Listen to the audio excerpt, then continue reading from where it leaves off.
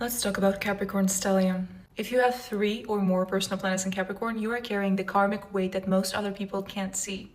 And it's not accidental. This is one of the most karmic stelliums to have. You were literally built to build. You came here to build a solid identity, one that's earned through discipline and responsibility. Therefore, your biggest challenge is overfunctioning. A lot of Capricorn stelliums are workaholics. They think that rest is a reward, that love has to be earned. There's a constant inner voice telling you to be better, to do more, to push yourself harder and harder. It's a very loud voice. A Capricorn stellium often points to an old soul, born into this world without fully trusting it. You are literally here to restructure and rebuild broken systems. But the irony here is that people with Capricorn stellium are often born into families that enforce those rigid systems. They can be very emotionally distant or achievement focused. But the point is that you have to outgrow them and change them and rebuild them. The true power of a Capricorn stellium lies in the ability to create the impossible. You don't just have ambition, you have staying power. You naturally have long-term thinking, big vision, and a quiet consistency. You can endure where others burn out and quit. But that can only be achieved if you let yourself be human and not just a machine.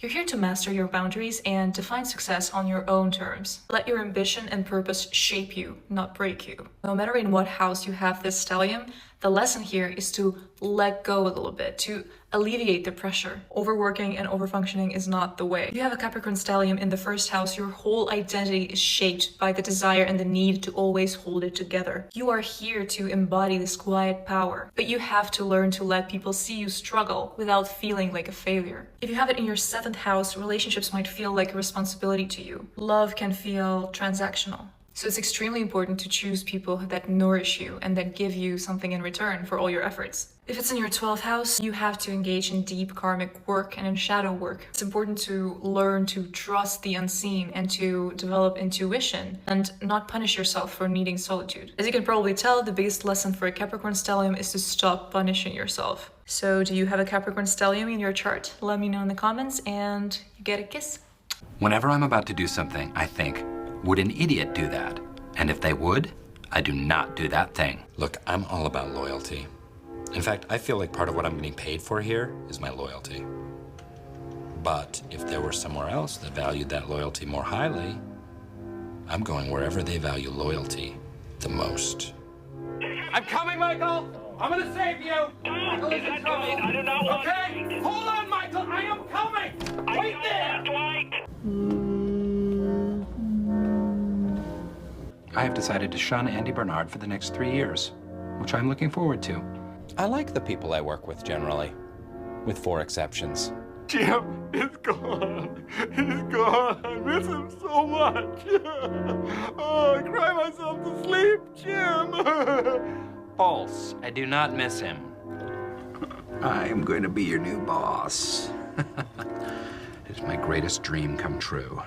Welcome to the Hotel Hell. Check-in time is now, check-out time is never. Oh, you want to know the most badass sign against narcissistic abuse? It's Capricorn placements, babe. If they weren't abused, they were forced to grow up hella fast. Tell me another sign that can experience such insidious, horrific, disgusting abuse day after day, year after year, month after month. Be faced with the most impossible, horrific decision of having to go low or no contact with the very people who are supposed to provide them love and protection. Be scapegoated by every social group telling them that they are heartless, money-hungry dragon ladies. Get the one desire of their heart, which is to be successful, delayed, delayed, and delayed by their ruling planet of Saturn, just to turn around and declare themselves the special protectors of children in this world. I heard someone say once they knew why Capricorn placements' hearts were so hard, and it's because they're made of gold, and I would like to echo that sentiment. Capricorn stelliums, there is some serious truth to this. Capricorn stelliums are dominated by striving for success but always feeling weighted down by responsibility. So Capricorn's a great sign. It's all about discipline, structure, ambition, but when you've got loads of planets in Capricorn, this can be really intense. A Capricorn stellium is when 3 or more planets are in Capricorn. These people are often natural leaders and they are willing to put in the hard work, as this lady is saying. But there's a big struggle with perfectionism, responsibility, all that kind of stuff. Depending on where this is in your chart and what house it's in, this can also manifest as really struggling to express vulnerability and asking for help. These people are extraordinarily prone to burnout. The best way to deal with a Capricorn stellium is to try to be more like a Cancer. Capricorn stelliums, listen up. Okay, first of all, same. I have 5 planets in Capricorn first house. So I'm reading all of these comments and it's people being like 7 planets in the 4th house, 4 planets in the 10th house, things like that. Let me tell you what you need to know. Okay, this is what all of the houses represent. So for me, for example, mine is in the 1st house, which is the house of self. It's basically where I show up most Capricorn. It's how I handle these things that are all listed under the 1st house. So you can go ahead and read where it falls in your chart and kind of understand where you kind of behave the most Capricorn. Now this is where I need you to listen to me. Look, I love being a Capricorn. We are so capable, we're so smart, I can get anything done. Like, I'm very proud to be like this. But damn if we are not super hard-headed and stubborn people. It's like if we have a goal, we know it takes like a straight line to get to the goal easily, right? So from point A to point B, we're like, great, that's what I want, that's what I'm gonna do. And we put our blinders on like this and we truck on ahead. So again, look where you fall as a Capricorn in this chart. Really ask yourself where you're trying to control things in that part of your life, like when you're just not letting life be life and be itself. And there's this one saying, I hate it. It's taken me years. I've been thinking about it for years. Gabby Bernstein says, when you think you've surrendered, surrender more. What does that mean, right?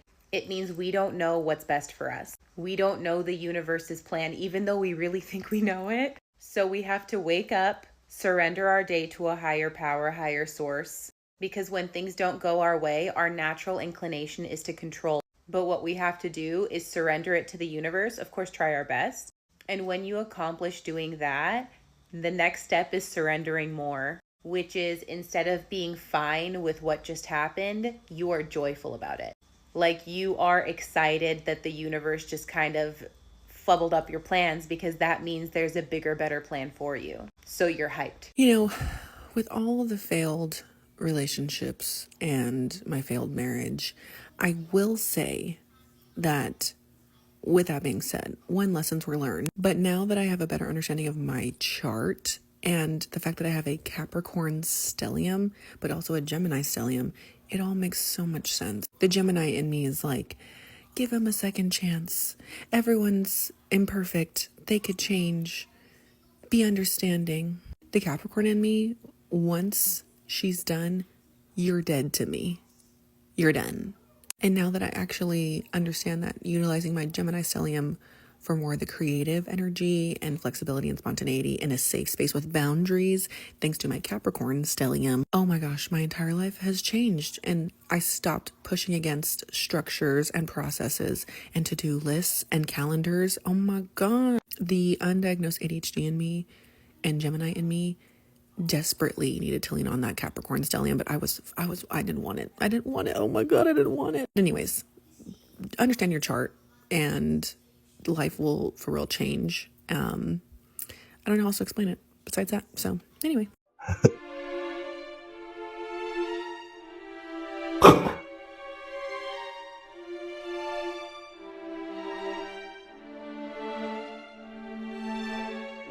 One sign that I'm absolutely obsessed with and I'll never get over, Capricorns.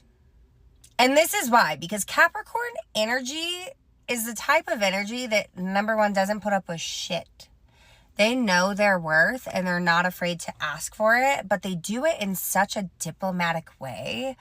Like, they're seriously savants at communication, at language, at asking for what it is that they want and waiting and being patient until they get what it is they deserve.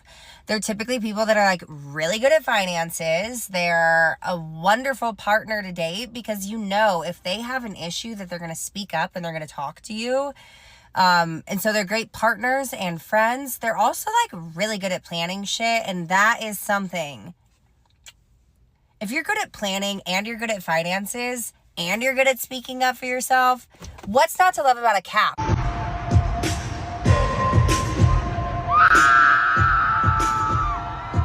Oh, the Zodiac girlies do not want me here. Capricorn is my favorite sign, so I don't mess around with any stereotypes. Capricorns have to wait until the end of a video to hear something about their sign. And when they do, it is always, y'all are stone cold, emotionless. They are such a deeply contemplative sign that when it comes to sharing their mind or sharing their hearts with others, they're like, how do I share this in a way that they will understand? Have their thoughts traveled to the same places that mine have? Have they wrestled with the constructs of their mind like I have? Capricorn's like, I'm not going to share my heart with you, not because I don't want to, but I don't think you're going to get it. See, y'all think that Capricorns are squares, but really, they think that y'all are squares. What's your sign? Capricorn. Love. Period. Have us around now. Capricorns. If you don't have a Capricorn around, you better get you one. Yeah, exactly. I agree. Honestly, my cousin Adam's a Capricorn, and what's funny is I've made fun of Capricorns a few times, but here's why. Withhold judgment. Here's why. I've said Capricorns are the most animatic people I've ever met. Mm-hmm. It works. They charm everybody. Everybody falls in love with them. Yes. That's very true. True. What I don't like about Capricorns is as soon as they decide they don't like you, they can just forget you like they never met you in their entire lives. Immediately. It's like it vanishes completely. I feel like that's Batman villain shit, you know? No, it's just we have no time to waste. It's just like, I know. It's so honest. I don't need to tell you I don't like you anymore. I just will disappear and you'll never hear from me again. Yeah, that is a big enough message.